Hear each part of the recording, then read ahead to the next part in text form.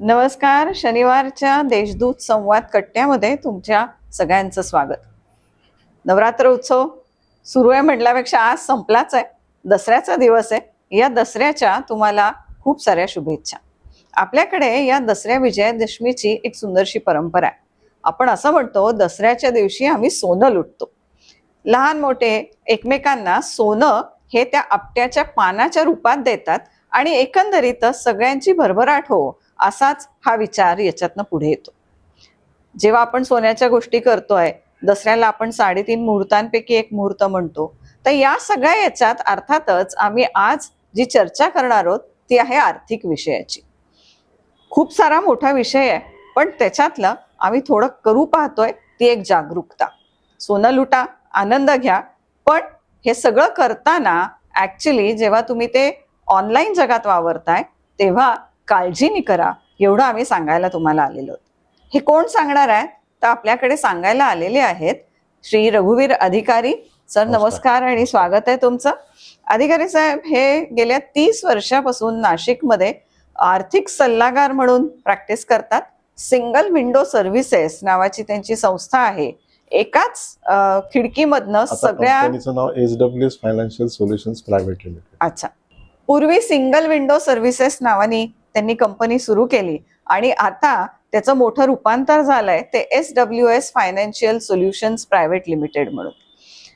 खूप लोकांना त्यांनी मदत केली आहे गुंतवणुकीसाठी, त्यांच्या सगळ्या आर्थिक जडणघडण बसवण्यासाठी, आणि त्याबरोबरच काहीतरी आपण समाजाचं देणं लागतो याची जाणीव हा संस्कार असल्यामुळे त्यांनी आणखीन एक संस्था सुरू केली आणि त्याच्या अंतर्गत लोकांचं ट्रेनिंग घेणं, लोकांना साक्षर करणं, आर्थिक साक्षरतेचे कार्यक्रम राबवणं, असं खूप मोठं काम ते करतायत.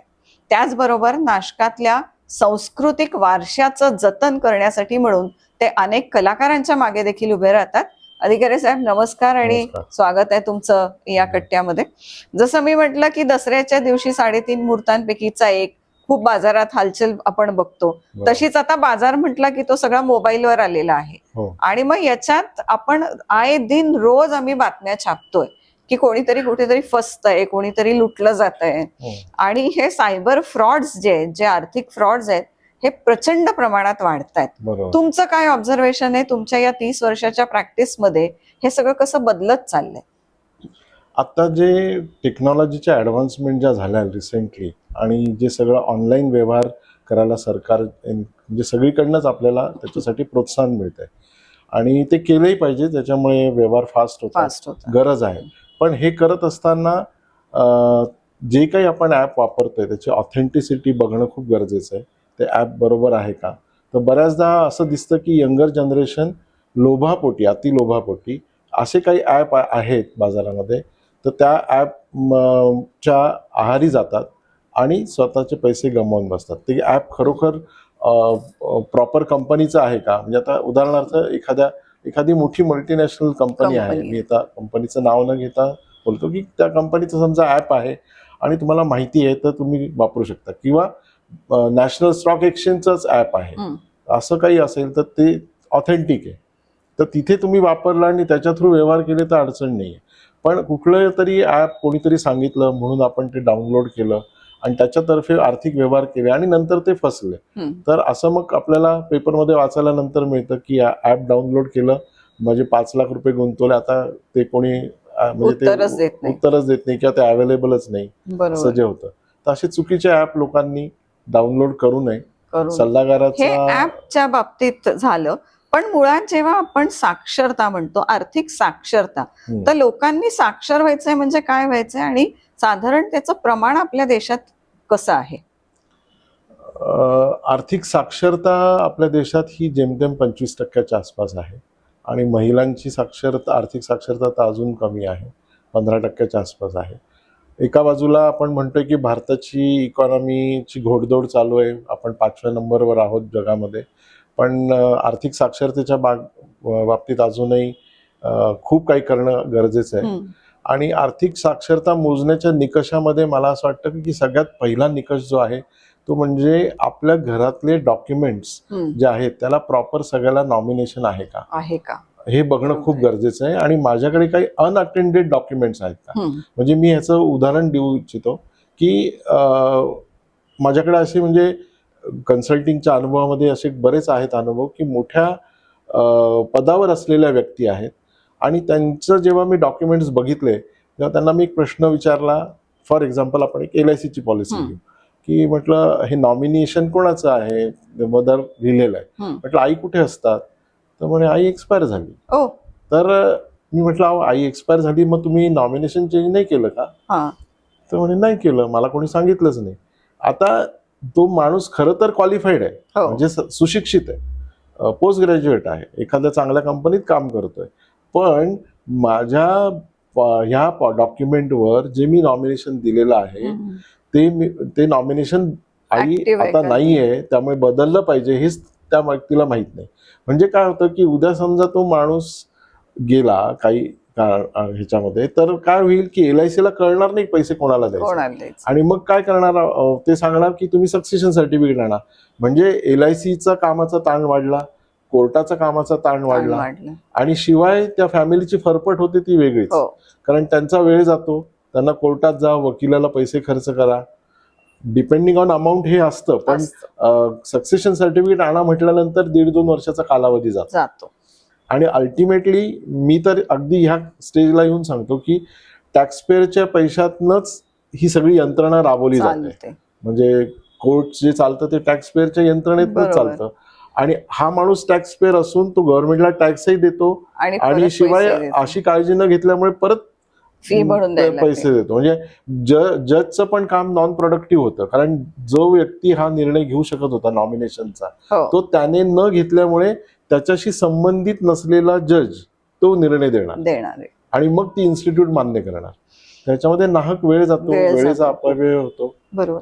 जसं तुम्ही हे नॉमिनेशनचं सांगितलं, आता बघा आपण कुठेही गेलो, इव्हन ऑनलाईन जरी गोष्टी झाल्या तरी सगळेजण KYC मागतात. तर या KYCचा नेमका काय रोल आहे? KYCचा रोल हा गुंतवणूक करताना तुम्ही म्हणजे ह्याच्यातला मनी लॉन्ड्रिंग ऍक्ट आणि बाकीचे असे लिगल विषय असल्यामुळे KYC करायला लागतं. तर KYC करताना सुद्धा काय होतं की आम्हाला आता बरेच डॉक्युमेंट्समध्ये असं होतं की पॅन कार्डवर एक नाव असतं आणि बँकेत वेगळंच नाव असतं, बरोबर. आधार कार्डवर वेगळंच नाव वेगळंच असतं. नाव त्याच्यात असतं. कुठेतरी युनिफॉर्मिटी पाहिजे, कारण सिस्टीमच्या दृष्टीने जर तुमचं पॅन कार्डवर नाव वेगळं असेल, समजा माझं नाव रघुवीर अधिकारी आहे आणि ते अधिकारी रघुवीर असेल आणि बँकेत नाव रघुवीर पुरुषोत्तम अधिकारी असेल, तर कॉम्प्युटरच्या दृष्टीने दोन वेगळ्या व्यक्ती वेगळ्या व्यक्ती झाल्या. किंवा वडिलांचं नाव स्पेलिंग मध्ये एरर जरी झाली तरी ती वेगळी व्यक्ती होते. म्हणजे रघुवीरचं स्पेलिंग RAGHUVIR केलेलं आहे आणि ER केलेलं आहे, हो. तर नाव तर रघुवीर बरोबर आहे, पण पॅन कार्डवरच EE असेल आणि बँकेत IR असेल तर नेम मिसमॅच झालं, म्हणजे ते KYCच्या दृष्टीने बरोबर नाही. बरोबर. तर ह्या दृष्टीने KYC बँकाच्या हल्ली मागे लागल्यात, त्याच्यामुळे तुमचं डॉक्युमेंटेशन व्यवस्थित होईल ह्या दृष्टीनेच ते आवश्यक आहे. म्हणजे KYCचे डॉक्युमेंट्स आधी करेक्ट करणं ही पहिली स्टेप होईल. अजून त्याच्यामधला महत्वाचा KYCचा मुद्दा असा आहे की बऱ्याचदा पत्ता बदलतो, ईमेल बदलतो, मोबाईल नंबर बदलतो. आता ह्याच्यामध्ये त्या बँकेला आपोआप तर कळणार नाही की तुमचा ईमेल बदललाय, मोबाईल बदललाय. तर KYCच्या माध्यमातून ते सगळा डेटा अपडेट होतो, म्हणजे तुम्हाला मेसेज देता येतो. बरोबर. उद्या समजा तुमच्या अकाउंटला काही चुकीची काही गोष्ट घडली आणि बँकेला कळवायचंय किंवा क्रेडिट आलं आणि तुमचं काही ट्रान्झॅक्शन नाहीये आणि तुम्हाला कळवायचंय, तर हे ते कळवणार, चुकीचा पत्ता असेल तर कसं कळवणार. त्यामुळे KYC आवश्यक आहे. आणि उद्या समजा एखाद्या माणसाने सेव्हिंग अकाउंट आहे, KYC केलेलं नसेल समजा, आणि त्याची बँकेत FD आहे आणि ती FD लॉंग टर्म होती, ती मॅच्युअर झाली आणि त्या माणसाचा काही थांग पत्ताच नाही, ऍड्रेस नाही आहे आणि पैसे कुठे जमा करायचे, किंवा जमा केले आणि तो आलाच नाही, तर फॉर्मॅलिटी कम्प्लीट होणार नाही. पण हे सगळं करताना एक अतिशय सामान्य माणसाला मुळात भीती असते ती सगळ्या डॉक्युमेंटेशनची, की किती वेळ लागेल, कुठले कुठले कागदपत्र लागतील, प्रत्येक कागदपत्र गोळा करायला फार वेळ लागतो आणि या सगळ्यात तो त्रस्त होऊन जातो आणि बरेच वेळा म्हणतो नकोच ती झंझट. पण मग अशा वेळेस काही सोप्या पद्धती आहेत का, की ऑनलाईन ते काही करू शकतात का, आणि ऑनलाईन करताना मात्र काय काळजी घ्यायला? हे बघा, KYC ऑनलाईन होतं, KYC ऑनलाईन होणार नाही असं नाहीये, पण माझं म्हणणं असं की केवायसीचे डॉक्युमेंटेशन काही फार नाही आहे. तुमचा फोटो लागतो, हं. पॅन कार्ड लागतं, तुमचं आधार कार्ड लागतं. हं. आधार कार्ड आणि पॅन कार्ड लिंक पाहिजे. हं. म्हणजे हे सगळं जर असेल आणि मोबाईलवर ओटीपी येतो तुमच्या, हो त्यामुळे मोबाईल नंबर तुमचा बरोबर पाहिजे आधार कार्डवर. बरोबर. ह्या सगळ्याच गोष्टी जर असतील तर केवायसी सुरळीत होणारच आहे, काही अडचण नाही. सुरळीत होणार. आता जसं मी म्हटलं की ऑनलाईनच्या जगामध्ये खूप आम्ही बातम्या छापत असतो की कोणाचे पेन्शनचे पैसे गेले, कोणाला तरी फसवून पैसे नेले. तर हे सगळं काय चाललंय नेमकं, आणि अजून एवढ्या बातम्या आपण बघतो, एवढी चर्चा याच्यावर होते, तरी फसतात का बरं लोक? या देशदूतच्या माध्यमातून मी सगळ्यांना एक सांगू इच्छितो की ह्याला दोन महत्वाचे मानसशास्त्रीय कारण आहे. एक म्हणजे अतिलोभ, ज्याला आपण इंग्रजीमध्ये ग्रीड म्हणू ग्रीड शकतो, म्हणतो. आणि भीती म्हणजे फिअर. ह्या दोन फॅक्टर भोवती हे सगळं चाललेलं आहे. हं. त्यामुळे जिथे कुठे तुम्हाला असं लक्षात येईल की आपल्याला कोणीतरी एक्स्ट्राऑर्डिनरी रिटर्न देत आहे, हं. तर तिथे तुम्ही अलर्ट व्हायला पाहिजे. हं. किंवा आत्ताच मला परवाच एक जण भेटले, ते म्हणाले की मला 3 वर्षात दुप्पट पैसे करतायत. आता 3 वर्षात दुप्पट पैसे करतायत म्हणून मी तिकडे इन्व्हेस्टमेंट करतोय. म्हटलं असं काय आहे की 3 वर्षात दुप्पट पैसे, आणि असं तुम्हाला कोण सांगतो? कोण देणार आहे? आता शेअर मार्केटमध्ये 3 वर्षात दुप्पट पैसे होऊ पण शकतात, मी असं म्हणत नाही की होणार नाही. हं. पण त्यांच्याकडे अशी काय मशिनरी आहे की तो अथॉरिटेड. आज आम्ही म्हणजे म्युच्युअल फंडची इन्व्हेस्टमेंट जर असेल तर तिथे म्हटलं जातं की mutual fund is subject to market risk, read offer document carefully, असं म्हटलं जातं. की म्हणजे तिथे आपण लोकांना ऑलरेडी कंपनी सेबी त्यांना अवेअर करतच असते.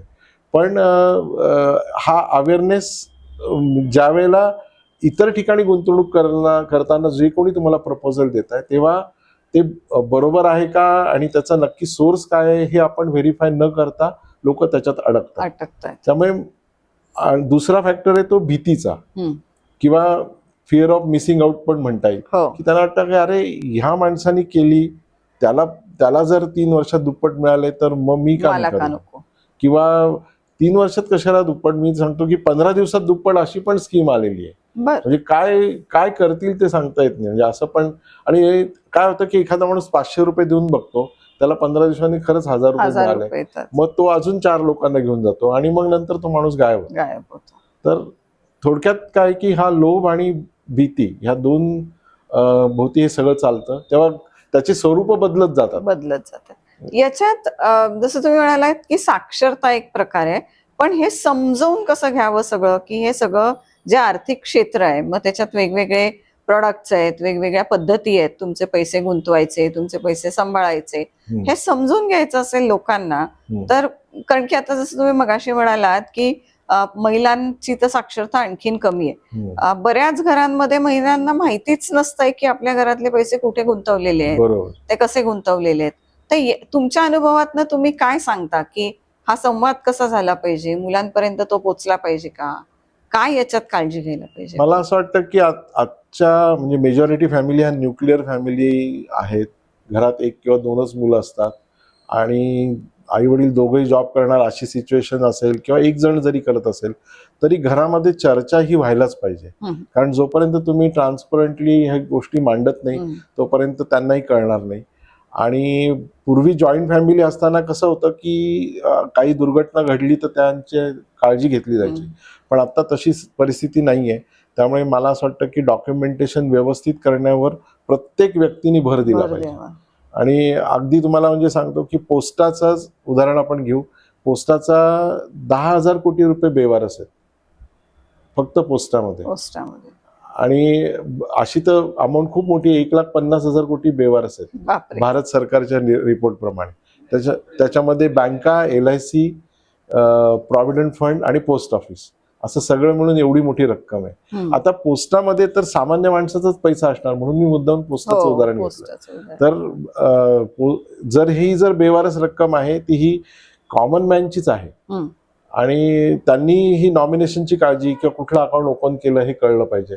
अवेअरनेस म्हणजे काय की तुम्ही पोस्टात रिकरिंग अकाउंट ओपन केलं तर बऱ्याचदा ते पासबुक भरलं गेलं की नाही हे बघणं गरजेचं आहे. कारण कोणी घरी येऊन पैसे घेऊन जात आहे, पण तुम्ही जर पासबुक अपडेट झालं की नाही हेच जर बघितलं नाही तर तुम्हाला कळणार कसं? म्हणजे बरोबर. काही झालं घटना तर ती 5 वर्षानंतर 3 वर्षानंतर कळणार, तर तो उपयोग नाही त्याचा काही. एक आता तुम्ही मगाशी म्हणालात की एक कन्सेप्ट आली आहे ज्याच्या थ्रू लोक फसतायत आणि ते म्हणजे डिजिटल अरेस्ट. हम्म. तर हे नेमकं काय आहे आणि लोक का फसतायत त्याच्यात? ह्याच्यामध्ये बऱ्याचदा काय होतं की फोन असा येतो तुम्हाला की आम्ही कस्टम मधून बोलतोय, तुमच्या कुरिअरचं एक पार्सल आहे, त्याच्यामध्ये ड्रग सापडलेत, आणि व्हिडिओ कॉल असतो, मग तुम्ही हे बटन प्रेस करा असं काहीतरी सांगितलं जातं. आणि काहीतरी चुकून त्या माणसाने प्रेस केलं, म्हणजे आधी तर साधा मेसेज असतो, कस्टमरनं बोलतोय पार्सल आलंय, 9 नंबर दाबा. तर त्या माणसाला वाटतं की खरंच पार्सल आलंय, म्हणून तो 9 नंबर दाबतो आणि मग तो ट्रॅक होतो त्याच्यामुळे, म्हणजे ट्रॅप होतो त्याच्यामध्ये. तर मला असं म्हणायचं की असे जेव्हा कॉल येतात तर पहिली गोष्ट म्हणजे कॉल रिसीव्ह करताना किंवा कॉल जो आलाय तो तुम्ही बघू शकता की हा कुठला नंबर आहे, आणि कुठला माझ्याकडे जर सेव्ह नसेल तर तो कॉल शक्यतो उचलूच नाही. आणि असं जेव्हा ऑटो कॉलिंग असतं की we are calling from customs, असं ऑटो कॉलिंग आहे, म्हणजे तिथे बाजूला रेकॉर्डेड माणूस आवाज नाही आहे. बोलत आहे, हो. रेकॉर्डेड कॉल आहे. तर त्या रेकॉर्डेड कॉल तर उचलूच नाही. हम्म. म्हणजे तुम्ही नंतर परत कॉल करून व्हेरीफाय करू शकता की हा नंबर बरोबर आहे किंवा बरोबर नाही. आहे की नाही? आणि खरंच तुमचं पार्सल असं, तुमच्या असे काय व्यवहार आहेत की कस्टममध्ये तुमचं पार्सल येणार आहे, तेव्हा अशा त्या ट्रॅपमध्ये अडकतात. किंवा कुरिअरचं पार्सल आलंय, त्याच्यामध्ये ड्रग सापडला, तर तुमचं कुरिअरचं पार्सल खरंच येणार आहे का? येणार आहे का? तर येणार होतं का, तुम्हाला कोणी पाठवणार होतं का? कारण समजा मला कोणी कुरिअर पाठवणार असेल आणि असं एवढी महत्वाचं काही असेल, तर मला ती व्यक्ती फोन करून सांगणार सांगेल. ना की मी कुरिअर पाठवतोय, तर तुम्ही मिळाल्यानंतर फोन करा, पीओडी जे काय असेल ते. तर मला असं वाटतं की याच्यामध्ये तो माणूस ट्रॅपमध्येच अडकतो. म्हणजे अगदी तुम्हाला सांगतो की मेल येतात ना, त्याच्यात सुद्धा लोक अडकतात. की म्हणजे असं पण आता त्याचं प्रमाण बरंच कमी झालंय. पूर्वी असे मेल यायचे की म्हणजे युके मध्ये आहे, युएस मध्ये आहे, असं अटकलोय. काहीतरी, आणि तिथे अशाचं हे बेवारस अकाउंट आहे आणि तिथे कोणी नॉमिनी नाही आहे, मला तुम्हाला हे पैसे द्यायचे आहेत, तर तुम्ही आम्हाला कॉन्टॅक्ट करा. आणि लोक खरंच कॉन्टॅक्ट करतात. करायचे. आफ्रिकन यायचे ते असे. आफ्रिकन, हा. आफ्रिकन आमका राजा मेलाय आणि त्याचं कोणी हो, नाहीये. खूप मोठी संपत्ती पडलेली आहे हा. आणि आम्हाला ती हो, पण मग हा विचार व्हायला पाहिजे ना, कुठल्या असं. आफ्रिकेच्या हो. देशात ना आपल्याला का असं खरंच. मेल येऊ शकेल. बरोबर. एकंदरीतच हे खूप मोठं जग आहे आणि फसणारे आहेत म्हणून फसवणारे पण आहेत. बरोबर. आणि याच्यात मुळात जसं तुम्ही म्हणताय की साक्षरता हा एकमेव उपाय आहे. याच्यावर कुठे काही ऑनलाईन अवेलेबल असतं? तुमच्याकडे काही सातत्याने उपक्रम चालतात? मी म्हणजे सगळ्यांपर्यंत तर आम्ही पोहोचू शकत नाही, पण बऱ्याच संस्था, म्हणजे अगदी बँका असतील, नॅशनलाइज बँका, सगळ्या स्टेट बँक असेल किंवा कुठल्याही नॅशनलाइज बँका असतील, ते प्रत्येकजण आपापल्या लेवलला हा प्रयत्न करत असतात. म्युच्युअल फंडच्या कंपन्या आहेत, त्या पण इन्व्हेस्टर अवेअरनेस प्रोग्राम घेत असतात. पण जनरल कुणालाही जर असेल तर नॅशनल स्टॉक एक्सचेंजची जी साईट आहे किंवा बॉम्बे स्टॉक एक्सचेंजची साईट आहे, त्याच्यावर भरपूर सर्टिफिकेशन कोर्सेस आहेत. आणि तुम्हाला स्वतःला आर्थिकदृष्ट्या साक्षर व्हायचं असेल तर हे ऑथेंटिक वेबसाईट आहे, रिझर्व्ह बँकेची साईट आहे, त्याच्यावर पण फार सुंदर मटेरियल आहे. सिक्युरिटी एक्सचेंज बोर्ड ऑफ इंडियाची साईट आहे, तिथे म्हणजे ह्या ज्या सगळ्या स्टँडर्ड भारत सरकारच्या ज्या संस्था आहेत त्यांनी अप्रूव्ह केलेल्या, तिथे तुम्हाला ऑथेंटिक मटेरियल मिळेल. अगदी म्हणजे लहान मुलांची आर्थिक साक्षरता ह्यावर इतकं सुंदर कंटेंट आहे, पण ते लोकांपर्यंत पोहोचतच नाही, कारण त्या साईटला लोक व्हिजिट करत नाही. म्हणजे शेतकऱ्यांची आर्थिक साक्षरता याच्यावर पण आहे, गृहिणीची आर्थिक, महिलांची, याच्यावर पण कंटेंट आहे. तर तुम्ही त्या साईटला व्हिजिट करून ते मटेरियल वाचू शकता. आणि जिथे जिथे तुम्हाला अशी ऑपॉर्च्युनिटी मिळेल आर्थिक साक्षरते संदर्भात काही चर्चा होते आहे, तर तिथे तुम्ही सहभागी व्हायला पाहिजे किंवा त्याच्याविषयीचे वर्तमानपत्रात येणारं वाचलं पाहिजे. त्याच्यामधनं आपण काही बोध घेता येईल. आणि निश्चितच जसं तुम्ही म्हणताय की लोभ आणि भीती यापासून आपणच थोडंसं सावध राहायला काही हरकत नाहीये. आपला आतला आवाज सांगतोच आपल्याला की इथे काहीतरी गडबड आहे, पण तरी पण आपण अडकतोय. तर हे जर आपला आतला आवाज सांगत असेल तर आपण थांबायलाच पाहिजे. निश्चितच या आतल्या आवाजाकडे लक्ष द्या, तो खूप महत्वाचा आहे. लोभ टाळा. आपल्याला जे मिळतंय ना ते आपल्या कष्टाने मिळतंय, आणि जे योग्य टूल्स आहेत, जे योग्य प्रोडक्ट्स आहेत, बँका आहेत, स्टॉक एक्सचेंज आहे, याच्यामधनं सुद्धा तुम्हाला तुमची संपत्ती ही तुम्ही सांभाळू शकता, वृद्धिंगत करू शकता. मुळातच मनाला सांभाळा आणि तुमच्या आर्थिक व्यवहारांनाही सांभाळा. आज सरांनी खूप छोट्या छोट्या गोष्टी पण महत्वाच्या गोष्टी सांगितल्या की ज्याच्याकडे आपण सगळ्यांनीच खरं तर लक्ष दिलं पाहिजे. घरातला एक आर्थिक संवाद हा सगळ्यात महत्वाचा आहे. नॉमिनेशन्स महत्वाचे आहेत, KYC महत्वाचे आहेत, लोभ आणि भीती ही टाळली पाहिजे. अशा अनेक गोष्टी त्यांनी सांगितल्या, त्या आपण जर का फॉलो केल्या तर मला असं वाटतं निश्चितच आपल्याही साक्षरतेत चांगला फरक पडू शकेल. सर, तुम्ही ते उपस्थित झालात आणि माहिती दिलीत त्याबद्दल धन्यवाद. धन्यवाद. हे ते बंद